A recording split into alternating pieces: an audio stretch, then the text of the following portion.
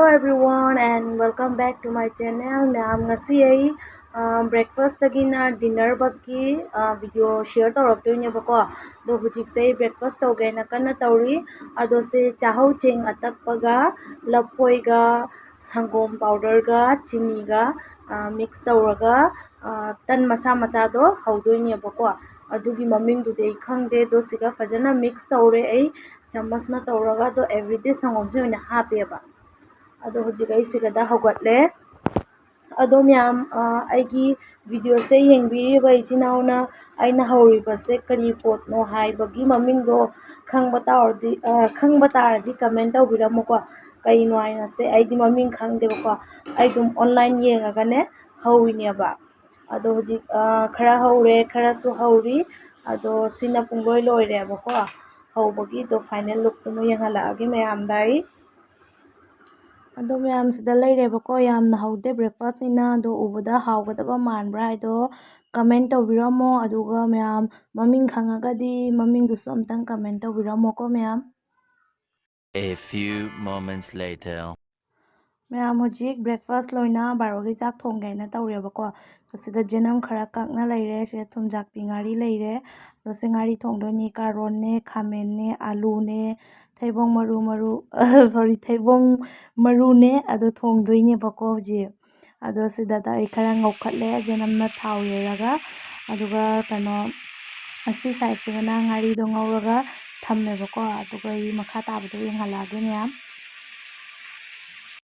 mayam aido hinjang thongnane video lowai bhap to kauthokidanane ko dum chakka chakhalaga taningshaleiba adaidi ai video se dum lawrebako to sida ai chakpudi khara chakhatle to myam warauba yade hinjang dusu final look yenghalawdre ado ngari thongse charaga barogi mu loisalani ado nungdhangi mu kai thongi aido myamda share tawraktoini adu mu yengminasi mayam. A few moments later. mayam hujik nungdhangi chak thonggain tawrebako ado papana siga nga marum se khara leirebako kuile nga marum chadaba haina do nga marum se oina thongani ai ado chamba khotpa kaika loina asida nga se ngokhatlebako ado sida leire nga marum angobado do thongabo ngamo yenghalage ai ngasi wa ngangbada yam soire mayam kamai tawino khangde ado kano tawre hinjang final look to sida leirebako mayam aduga kano tawrage haugadaba manba do comment tawbiramo mayam adoni ado matang siga nungdhangi mu loisanjarage ai. The next morning. mayam sida lupa manbi papana leirakpado ibai lakpa numita do khara ngauthoyebako ado sida chak thangatkare sida ngauri sini ai kano tawbainebako irondoine siga jenam kakna thamme do sida alu khara baja tawgaina tawini alu bajaga pan ironbaga tawdoinebako mayam ai ado sida mana mayang mana hekna thammebako pan ironbagidamakta do sida nga se kanna ngauri ado kano tawge sida pasforon leire alu se ngauningai pasforon ga jenamga tawraga ngaudoineba ado mayam sida leire ngokhatlebako alu ga morok atekpaga pasforon ga jenamga tawna alu se kanna baja tawri do pan ironba mu yenghalage ko mayam ado mayam sida leire pan ironba ado ironbagi process tu yenghalakte direct irolaga oina yenghalebako oina to sida leire pan ironba ado kano tawre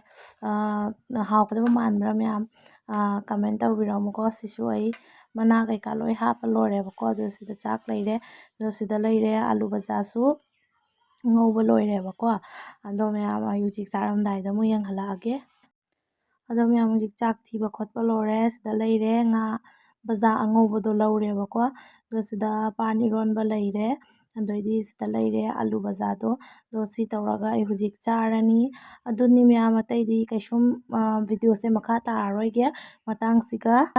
loisanjarage mayam next vlog ta mu thengnarasi bye bye mayam.